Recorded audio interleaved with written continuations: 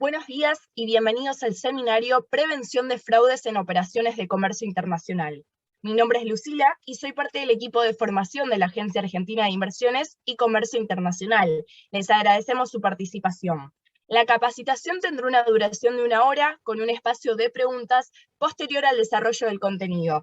Pueden realizar sus preguntas en la sección de preguntas y respuestas que está en la parte inferior de la barra de herramientas de Zoom. En el chat se aclara nuevamente esta función. A continuación, tomará la palabra el gerente general de la empresa Síntesis, Eduardo Vázquez. Muchas gracias.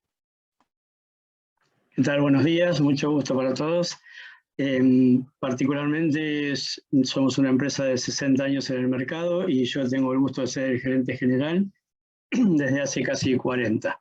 Así que, bueno, vamos a tomar un poquitito la presentación para ver en qué podemos trabajar para prevenir fraudes en el comercio internacional, para tener las herramientas para poder neutralizarlos y a la vez, si tuvieron algún inconveniente ya a la fecha, eventualmente buscarle las soluciones para que no se vean afectados por la normativa de Banco Central que obligan el ingreso de divisas o de mercaderías.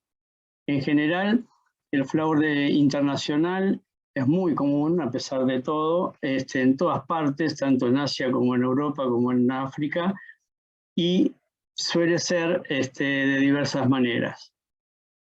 Vamos a hablar primero de 3 puntos, que es la prevención, los posibles problemas que pueden surgir y eventualmente las soluciones, como les comentaba previamente.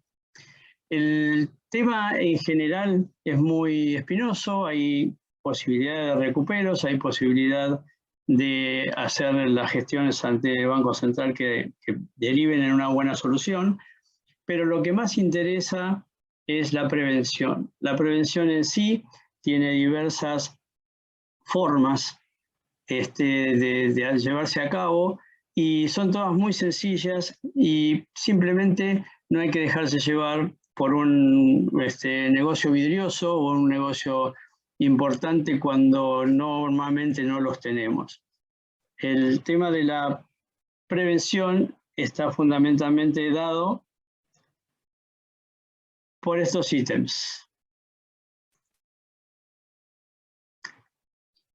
Nosotros decimos, y bueno, un poco agua para nuestro molino porque somos una empresa de servicios de informes comerciales y de cobranzas, pero el uso de los informes comerciales en general reditúa y mucho en el momento de tener que hacer una operación de compra, especialmente para conocer la actividad de su futuro proveedor y saber si tiene capacidad de producción, si está establecido correctamente, si no es simplemente una linda página de internet o que tiene sedes en empresas de secretariado comercial que atienden el teléfono y mencionan la empresa según el teléfono que suene, y tienen operatoria irregular en otros países o en China o en Malasia o en Tailandia o mismo dentro de países de Europa. Normalmente los informes comerciales son una herramienta importante, no cara, y que les dan la posibilidad de saber de antemano con quién van a tratar. Debido a la proliferación de empresas que tienen malos antecedentes, ya el hecho de poder investigarlos y encontrar aristas filosas en cuanto a lo que es la presentación de la empresa, lo que es el comportamiento, la antigüedad, o sea, hay muchas variantes que nosotros, y se conocen no solamente nosotros, sino también las empresas de seguro de crédito, conocen para evaluar una empresa y determinar si realmente son potables para ser operadas, tanto para compra como para venta. Otra herramienta que también trabaja mucho en la Fundación Exportar y las embajadas en los distintos países son las oficinas consulares. Las oficinas consulares tienen especialmente como ítem principal el fomentar el turismo, aparte de lo que tenga que ver vías administrativas, el comercio, tanto además de vías administrativas o de temas turísticos, y siempre tienen repetición de casos con problemas. Entonces, si una empresa, una oficina consular de Tailandia recibió 3 o 4 consultas sobre una empresa X, también abre un poco los ojos, porque quiere decir que esa empresa está tirando líneas por diferentes lados y no siempre son líneas buenas, ¿no? Después la obtención de referencias comerciales, si sabemos con quién esa empresa trabaja, con quién esa empresa se mueve, quiénes son sus proveedores, nosotros podemos hacer una compulsa, ver qué tal le cumplen, qué tal la mercadería, si realmente producen con calidad o no, si tuvieron problemas, etcétera, con los envíos, con los tiempos de envío y todo ese tipo de materia de comercio internacional. Otro ítem importante, y que no sea compulsivo, porque a veces lo invitan las mismas empresas, son los viajes comerciales. Cuando uno concurre a ferias o concurre a lugares donde nuclean gente de su propio ramo o van a una feria integral de comercio o de tecnología, es importante con algún traductor local, con alguna persona que maneje el mercado localmente, realizar viajes comerciales y visitar fábricas o plantas o traders o comercios que estén vinculados a su actividad. El hecho de ver producir, de ver cómo manejan la mercadería, cómo estoquean, cómo trabajan con el comercio internacional en realidad, da la pauta de que la empresa puede ser o no meritoria para comprarle. Cuando uno hace una transacción comercial, habiendo verificado los puntos anteriores, en general, habiendo buscado a la empresa, hacerle sus informes, haber consultado y haber obtenido referencias comerciales, una parte importante es la verificación de la producción y del embarque de lo que compren. Tampoco es muy costoso, hay empresas de muy buen nivel que realizan verificación pre-embarque o verificación de producción si la mercadería tiene unas especificaciones determinadas, y eso también les ayuda a evitar problemas en el momento de la recepción de la mercadería en el país. En el caso de que uno quiera vender al exterior, también se usan bastantes de las variantes anteriores, las 3 primeras, por ejemplo. Hay forma de encontrar empresas en todo el mundo para hacerles sus informes comerciales, contando con las corresponsalías de distintas empresas de informes en todos los países del mundo. También las oficinas consulares ayudan, a veces también en la búsqueda de contactos comerciales, cosa que nosotros no hacemos. Y para poder tener en general un panorama de la empresa a la cual se le va a vender, también existe la forma de chequear cuántas exportaciones hizo, a qué países trabaja, a través de distintas plataformas de tipo Panjiva o algunas otras en el mercado. Y las referencias de clientes en la región son muy importantes. Ustedes van a importar un producto para Argentina y si detectan que ese mismo producto lo compró otra empresa de Argentina o una empresa de Uruguay o una empresa de Brasil, obtener referencias de esas empresas para poder saber si le van a cumplir con los plazos y condiciones de la mercadería que van a recibir. Y una etapa también importante para asegurar las ventas es el uso del seguro de crédito. Existen muchas compañías que aseguran las exportaciones, tipo, sin muchos nombres, pero Sinosure de China, Confas, CS de España. Hay muchísimas empresas de seguro de crédito que cubren los riesgos de venta una vez que ellas también verifiquen lo mismo que están en las instancias anteriores, pero que le dan una certeza de que en caso de incumplimiento puedan recuperar al menos parte de la mercadería o parte del crédito que hayan otorgado.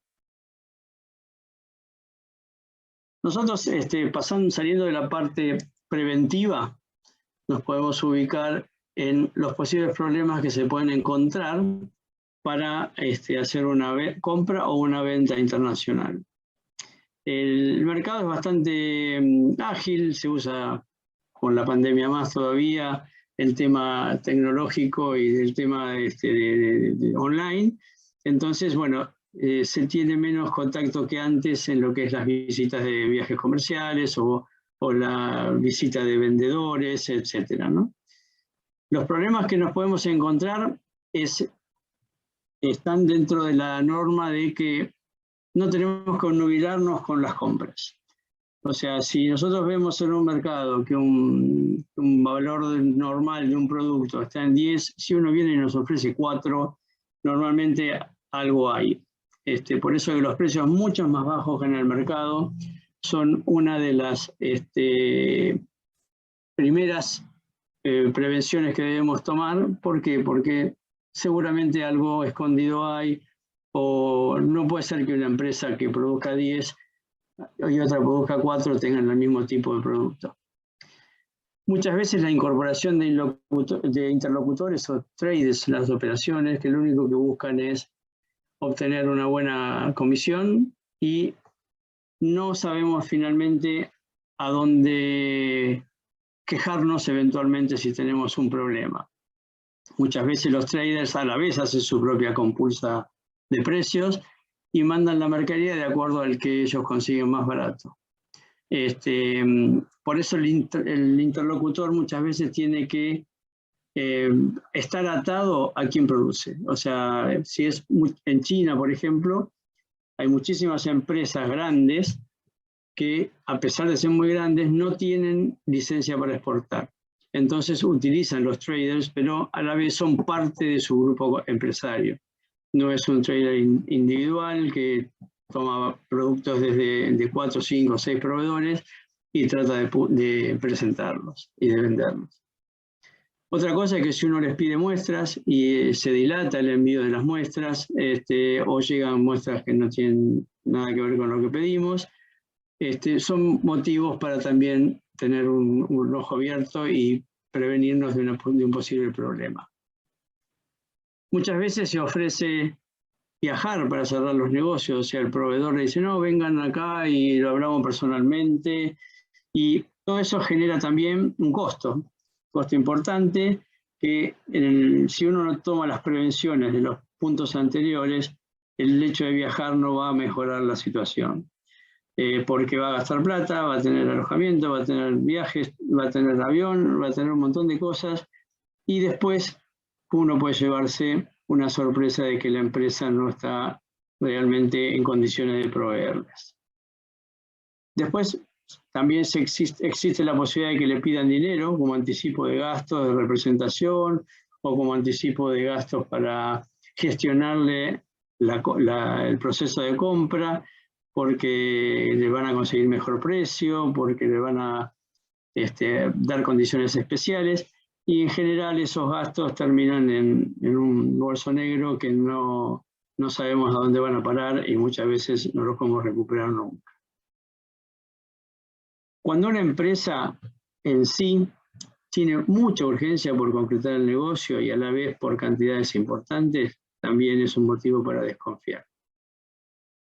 Las empresas normalmente cuando compran o hacen un negocio importante y en volúmenes importantes, las normales no tienen tanta urgencia en concretar el negocio, salvo que haya sido caso como la pandemia y comprar barbijos. Pero en general no tiene su forma, sus métodos, sus tiempos. La urgencia en concretar negocios generalmente deviene en que después se va a generar un problema. Cuando uno está haciendo una negociación importante con gente que les está poniendo las condiciones para trabajar, por supuesto que si los negocios son grandes, uno también tiene que embarcarse en producir a lo grande, y en el medio de la negociación le cambian las condiciones, o las condiciones de pago, o las condiciones de entrega, o la forma del producto, de trabajarlo, un material diferente. Ese cambio de condiciones genera también una alarma para decir, bueno, vemos qué hacemos. En los casos en que se han cerrado operaciones, muchas veces nos ofrecen cuentas alternativas bancarias para pagar. El hecho de que yo planteé ya una operación en determinada cuenta y del proveedor y lo chequeé por el pedido de informes comerciales o por la información que me brinde la embajada o por referencias, es muy complicado hacer un cambio de cuenta bancaria, y por lo general ese cambio de cuenta bancaria obedece a alguna operación de hacking. Utilización de phishing también. Hay muchas empresas que utilizan los nombres de otras, de empresas grandes conocidas, le cambian una letrita, un punto o algo a la dirección de email, utilizan todos los logos de las empresas en cuestión y generan pedidos importantes. ¿Y quién va a desconfiar de empresas como Carrefour o como Marshall o como Macy's que están haciendo una compra? Entonces, la idea es, que después vamos a ver las soluciones, desconfiar de ese tipo de empresas que no van a caer en un pedido vía email sin antes haber tomado otro tipo de contactos. Y si ya compraron y la calidad de la mercadería recibida es distinta o no la recibieron por completo, hemos tenido muchísimos casos, hay que plantearlo previamente y manejar lo que comentábamos antes como la inspección pre-embarque. Con referencia a las ventas, si uno quiere vender al exterior, también hay que tener en cuenta parte de los mismos parámetros del caso anterior como para comprar, cuando gente quiere hacer pedidos voluminosos inusuales. El pedido voluminoso normalmente se lo van a hacer a una empresa grande y no a una empresa pequeña que se tiene que armar para hacer una operación de comercio internacional importante. O sea, eso generalmente va increyendo bien de a poco y no de hoy producir 100 y mañana tengo que producir 2000 para poder cumplir con un pedido inusual. Ese es un motivo para desconfiar. El phishing sembrando corporaciones, como lo mencioné anteriormente, es otra de las formas. Cuando están apurados para hacer la operación, no piden ni muestra siquiera de lo que están queriendo comprar, genera también rispideces y dudas. También lo mismo viajar para cerrar negocios, pedido de dinero para favorecer la compra. Y la urgencia. Son bastante similares tanto los problemas para compras como los problemas para ventas en particular. Y muchas veces tenemos empresas, en el caso de Oriente, por ejemplo, que tienen una sede en Hong Kong porque no tienen permiso para exportar desde China, también utilizando empresas de secretariado comercial. Y después cuando uno logra hacer una venta, resulta que le dice, no, mirá, no llegaste a reunir los requisitos, pero yo gasté tanto para poder hacer la operación, para poder armarla y presentarla, así que me estás debiendo tanta plata. Eso genera también rispideces inconvenientes y a veces se traduce en que le manden una empresa de cobranzas para intentar recuperar ese tipo de saldos impagos.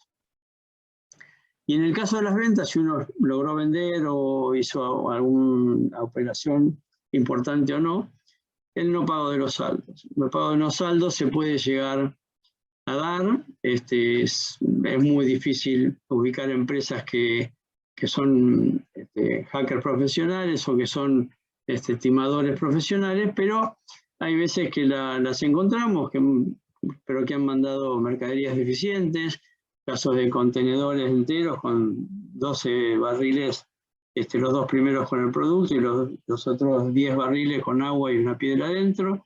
Y en ese caso, uno tiene las opciones para hacer reclamos de todo tipo, no siempre con buenos resultados, pero se pueden hacer.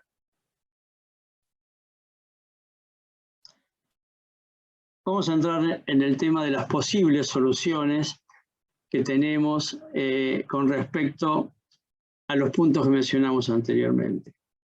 El tema principal tiene que ver con lo que ya dijimos, precio más bajo del mercado, incorporación de interlocutores o traders, todos los puntos que mencioné anteriormente con respecto a una operación de compra, cambio las condiciones, nosotros directamente ofrecemos la posibilidad de que ustedes digan no, concretamos el negocio, abortamos la operación. ¿Por qué?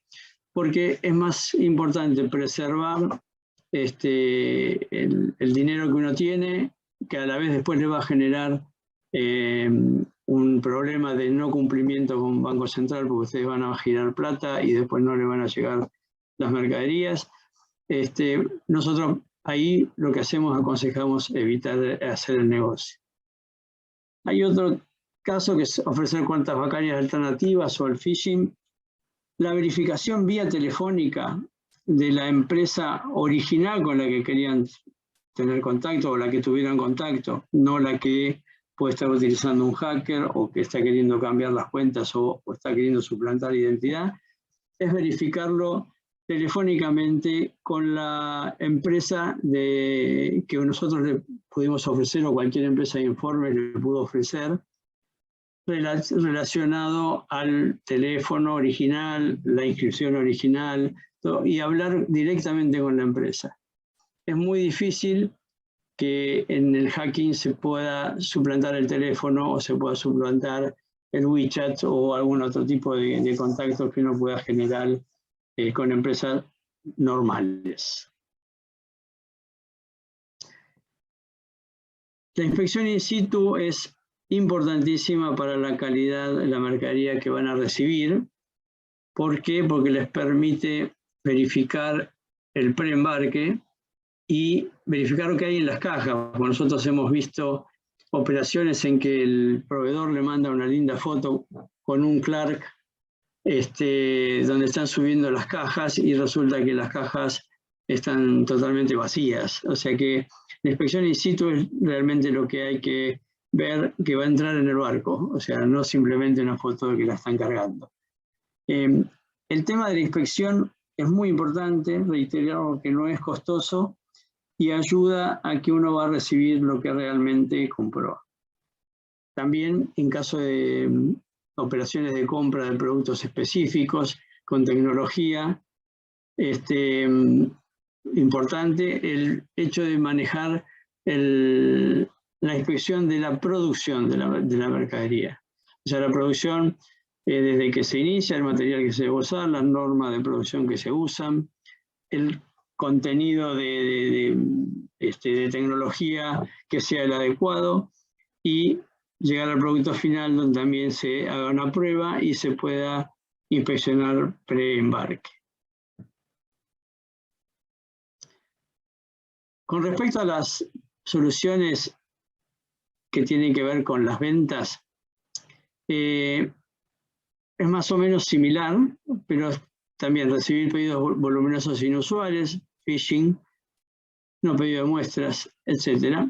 En ese caso, nosotros también aconsejamos abortar cualquier tipo de operación porque le va a generar una exportación que después no van a recibir la contraparte en pagos.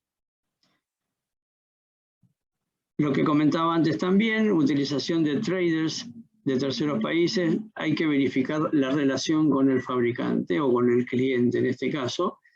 ¿Por qué? Porque el trader puede comprar en nombre de XX compañía y después en vez de trasladárselo a ellos se lo vende a otra y cuando viene un reclamo o un no pago dice, no, pero yo no pedí esto, pedí otra cosa y genera también una falta de control en lo que tiene que ver con los productos vendidos. Y el no pago de saldos, en general, se puede traducir en una gestión de cobro.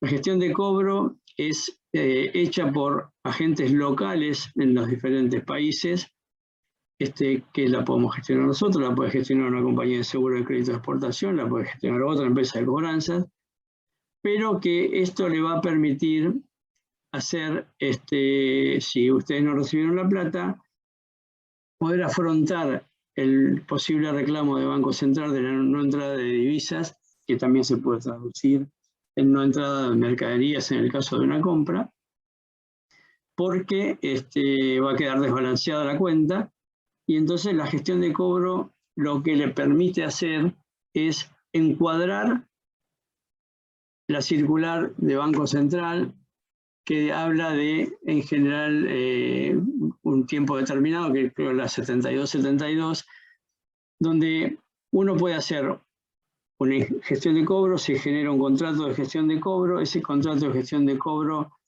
lo hace la empresa localmente, verifica que la empresa en cuestión sea ubicada, no sea ubicada, hace todas las gestiones de cobranza habitual y corriente que puede tener una gestión de cobro, y brinda un informe. Ese informe, la empresa local lo traduce en una carta para que pueda ser presentada ante Banco Central para hacer un bypass de ese tipo de operación, para que no le bloqueen a quit y poder seguir operando y no tener una penalidad del Banco Central vigente. Esa carta normalmente puede llegar a tener hasta 5 renovaciones cada 180 días. O sea que se emite la carta, se dice, por ejemplo, $20.000 que no me ingresaron y estoy intentando cobrarlos en Hong Kong, en China o en Tailandia o en la India, y lo está haciendo la empresa de cobranzas tal, y los resultados son los siguientes. Entonces, se genera una bitácora de resultados para poder presentar ante Banco Central diciendo el caso está en gestión de cobro, pasó esto, esto y esto, la ubicamos, no la ubicamos, y va a devolver la mercadería, la ubicamos, va a pagar, o sea, cualquier elemento que se genere de una negociación por una gestión de cobro. Eso se arma, como dije previamente, una bitácora. En esa bitácora, nosotros cada novedad que surja, o cualquier empresa de cobros que lo haga, cada novedad que surja, se va a plasmar en esa carta y se va a ir agregando, y cada X tiempo, normalmente son 180 días, se renueva la carta y se manda al Banco Central como diciendo el estatus es al momento de tal forma. Entonces, el Banco Central da otra prórroga de 180 días, una vez que, por supuesto, esté conforme con los resultados de la carta, ¿no? Por supuesto. Y pasa lo mismo, seguimos con la cobranza. Si se cobra, se ingresan las divisas normalmente, el vendedor va a recibir sus divisas y los va a tener que liquidar dentro de la normativa vigente de los 5 días en el mercado de cambio, y sea parcial o sea total, y se genera una nueva carta.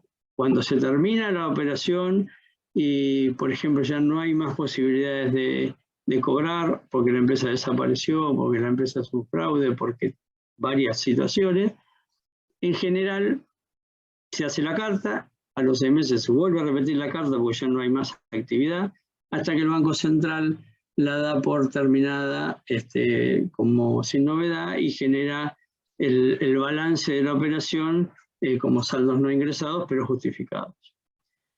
En ese sentido, y con la presión que hay ahora de parte del Banco Central de que se concreten todas las operaciones redondamente, de que se entre la mercadería o entre el pago, es lo que más se pide, inclusive para los casos en que las empresas que lamentablemente tuvieron ya un inconveniente, puedan demostrarlo y a la vez seguir operando, porque también genera de que al no tener la cuita activa no puedan hacer operaciones. Las nuevas normativas de que no existe más pago adelantado, por lo menos que hay que llegar, sí tiene que llegar la mercadería y después recién poder pagar, genera algunos problemas para cuando uno compra, y a la vez no genera el tema de que la falta de pago, sino que va a generar falta de ingreso de divisas, perdón, de ingreso de mercaderías. Pero bueno, son situaciones que el Banco Central va cambiando constantemente, pero que se pueden afrontar sin ningún inconveniente. La alocución más o menos ya está completa. Tenemos en general, y si queremos repasar un poco, los programas para compras, los reiteramos para los que no hayan entrado desde el principio, que son estos que figuran aquí, que los precios mucho más bajos, incorporación de interlocutores, etcétera, lo que puedan leer ahí, generan rispideces para una operación de compra. Los problemas para venta, o sea, exportar, es lo mismo, recepción de pedidos voluminosos, inusuales, phishing, no pedido de muestras, ofrecer viajar para cerrar negocios, y reiteramos las posibles soluciones. En estos casos de aquí, directamente abortamos la operación porque puede traer muchos problemas. Si ofrecen cuentas alternativas bancarias, hay que verificar vía telefónica. Y si la calidad de mercadería recibida no es la correcta, se ofrece inspección previa y a la vez inspección de lo que es la producción de la mercadería. En las soluciones para ventas hacemos lo mismo. Los primeros 6-7 casos podemos abortar la operación, y utilización de traders en terceros países, hay que ver qué relación tienen, y no pago de los saldos en la gestión de cobro. En los últimos tiempos, con el advenimiento de la pandemia, la gestión de cobro se volvió muy importante, porque mucha gente que no es un mal pagador y que no es consuetudinario en su forma de operar, se vio afectado y tuvo que salir a negociar y tuvo que salir a buscarle la vuelta cómo pagar saldos impagos y a la vez recibir mercaderías que estaban generando inconvenientes por los saldos impagos que había. Se hicieron muchos negocios igualmente de renegociación, se hicieron muchas operaciones, negociando las operaciones, y en general no hubo inconvenientes ante el Banco Central para poder presentarlas, y el Banco Central se avinó a dar las prórrogas correspondientes. Por lo general, esto es un panorama, está para extenderse muchísimo en cada uno de los puntos, pero para no aburrirlos y para no generarles demasiadas cosas para verificar, damos más o menos el panorama por terminado aquí. Podemos abrir un grupo de preguntas y respuestas, el cual Lumila va a moderar. Perfecto. Bueno, muchas gracias por la exposición, Eduardo. Se recuerda a los participantes que pueden realizar sus preguntas a través de la función preguntas y respuestas que está en la parte inferior de la barra de herramientas de Zoom. Se agrega que esta capacitación está siendo grabada en nuestro canal de YouTube, Exportar TV, y se invita a suscribirse. Ahora mismo les voy a compartir en el chat un enlace para completar una breve encuesta de satisfacción. Una vez respondida, dentro de las 48 horas hábiles, podrán recibir el material del seminario vía mail. Ahora sí vamos a ir a la sección de preguntas, en donde Andrés dice: buen día, me gustaría una mayor ampliación sobre el procedimiento para destrabar operaciones que no completen el círculo de importación-exportación ante el Banco Central. Ejemplo, al pagar por adelantado una operación de importación y que suceda el caso de phishing y el dinero sea transferido a otra persona. Bueno, gracias por la pregunta. En general, todo lo que sea operaciones de Banco Central, para cerrar el círculo hay que justificarlo, o sea por no ingreso de plata o por no ingreso de mercadería. En el caso del phishing, la plata en muchos casos salió. Entonces, la operación teóricamente está cerrada, pero se puede hacer una reapertura del caso y presentar una nota diciendo que es un phishing, porque si no, uno tiene que volver a transferir, porque, bueno, se genera la posibilidad de que phishing sea cubierto o no, o aceptado o no por el vendedor, y en ese caso se pueden compartir los costos, se puede dar por probado el phishing y en algunos casos el exportador hace descuentos o algo por el estilo, pero va a haber que volver a pagar seguramente una parte. En ese caso, la justificación se da vía cartas de Banco Central, para el Banco Central, que nosotros tenemos la posibilidad de hacer y cualquier empresa de cobros o de seguro de crédito también hace. Es difícil recuperar el dinero en los casos de phishing. ¿Por qué? Porque debemos contar con la anuencia del banco receptor de los fondos y del beneficiario de esos fondos, aunque sea fraudulento. Ellos tienen que decir si aceptan o no devolver la plata y por lógica la devolución de la plata es negada. Pero con las cartas de Banco Central se puede negociar el tema y poder evitar un bloqueo de las cuentas. Bien, desde YouTube, Claudio Polón le dice muy buena exposición, Eduardo. No sé si algún participante tiene alguna otra pregunta para hacer en el momento. Ahí llegó una. Alejo pregunta, ¿en dónde o a quién pueden o deben reportarse los casos de fraudes? ¿Existe algún registro de este tipo de operaciones fraudulentas? Normalmente las empresas de informes comerciales suelen hacer alguna recopilación, pero no hay un registro oficial.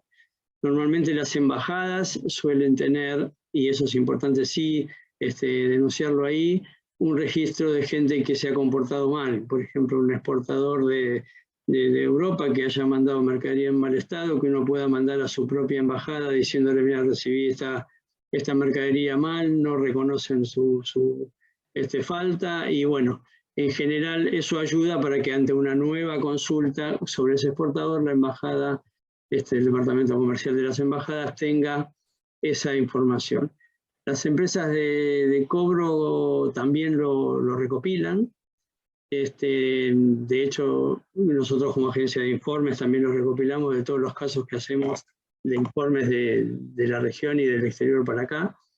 Entonces, no es un registro unificado, pero con hablarlo con las embajadas ya es un gran paso, y si no, podemos ayudarlos en cualquier manera. Perfecto, Eduardo. No veo ninguna otra pregunta abierta. Si quiere, podemos esperar unos segundos. Ahí están llegando. Juan Mauro pregunta, ¿cuándo dan por incumplida una liquidación? ¿Se puede iniciar igualmente el reclamo de cobro? El reclamo de cobro se puede iniciar inclusive antes de que se dé por incumplida la operación con el Banco Central. Si uno exportó, por ejemplo, y pasaron 2 meses más de lo que tenía previsto cobrar y no cobra, ahí se puede generar un incidente de reclamo de cobro, como cualquier empresa de cobranzas, como lo que nosotros hacemos, y llegado el caso de que se llegue a la fecha en que el Banco Central puede dar por incumplido una operación, uno tiene ya el justificativo o lo puede ir presentando previamente. Eso ayuda a evitar los conflictos. Con respecto a la pregunta que tengo que ver con que un proveedor chino ha sido víctima de phishing, el banco no puede hacer nada, es lo que comentaba antes. No hay herramienta para el recupero de lo que es phishing si no hay buena voluntad del que lo hizo, porque todos los bancos en los cuales se recibe dinero tienen que dar conformidad para devolver ese dinero. Me ha pasado personalmente a Síntesis de que nos ha llegado una plata de un corresponsal nuestro en México para una cobranza que estábamos haciendo en cuotas. Llegó, pero llegó un monto erróneo, entonces lo teníamos que devolver, y mientras nosotros, Síntesis, no le dábamos la aceptación de que eso podía volver, la plata seguía en nuestra cuenta. O sea que el que tiene la palabra de devolver dinero es el que la recibió, y por supuesto si son gente que está cometiendo un fraude no la van a devolver, la reciben, la sacan y cierran la cuenta o algo por el estilo. Alejo pregunta, como seguimiento, ¿acudir al arbitraje comercial puede servir para resolver este tipo de conflictos? El arbitraje comercial, por lo general, lo que hace es llevar las normas al límite para ver quién falló o quién no falló, pero el arbitraje comercial no siempre resuelve los temas de Banco Central. Porque el Banco Central va a decir, nosotros no tenemos que ver con el arbitraje, tenemos que ver con la entrada o salida de divisa o la entrada de mercaderías, y ahí hay que resolverlo con una de las dos opciones que da la circular del Banco Central, que es que el tema esté denunciado por una compañía de seguro de crédito a la exportación o que esté en recobro por una empresa de cobros. O sea que el arbitraje genera otro tipo de resolución de conflictos, pero no para el Banco Central. Bien, desde YouTube también están haciendo preguntas. Claudio pregunta, ¿tenés datos, Eduardo, de empresas de informes? Él ha solicitado y son caros en dólares y muy básicos estos informes. Mira, nosotros particularmente, sin hacernos propaganda, somos una empresa de informes de hace 60 años. No es tan caro el informe en realidad con referencia a lo que uno está exponiendo. O sea, no quiero dar números, pero eventualmente si quieren después contactarnos se los pasamos, pero es un monto ínfimo en una operación de, yo qué sé, 10, 20 mil dólares, lo recontracubren, entonces es mucho menor de lo que se juega en no usarlo, ¿no? Iván desde YouTube pregunta, ¿el portal Alibaba ofrece una protección sobre estos casos de fraude? ¿Es 100% seguro usarlo? No, normalmente no. No es segura 100%. Se lo puede dar la empresa Alibaba por su tamaño, por su performance y por tratar de que no pase seguido, pero no es del todo seguro. O sea, siempre tienen algún pero para devolverlo o para hacerle el seguimiento, ¿no? José pregunta, ¿cuál es la norma o procedimiento que regula el plazo máximo de liquidación de divisas en el Banco Central en el caso de una exportación? ¿Difiere dicho plazo? Perdón, había otra preguntita más, pero la puede leer luego de último. Sí, difiere el plazo de acuerdo a la posición arancelaria. Normalmente la circular 7272, comunicación A7272 del 28 de abril, menciona los plazos que van entre 545 días entre 360 días y 245 días, de acuerdo al producto, y puede llegar hasta 545 días para los bienes de capital, pero en general ese es el máximo, 365 días. Y para la liquidación de divisas son 5 días de recibida. Giselle pregunta, en el caso del seguro de crédito, ¿el mismo cubre una acción de fraude del tipo mencionado antes, donde hizo referencia al que le sucedió a Síntesis, suponiendo que no devuelven el dinero? En general, el seguro de crédito lo que cubre es la exportación. O sea, normalmente va a pasar de que si hacen un fraude con su cliente, eventualmente sí se va a cubrir. Pero si es una importación, el seguro de crédito no tiene la misma función.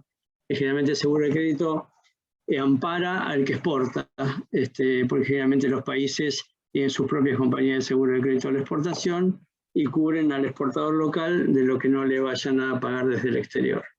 Así que en ese caso no estaría cubriendo el fraude.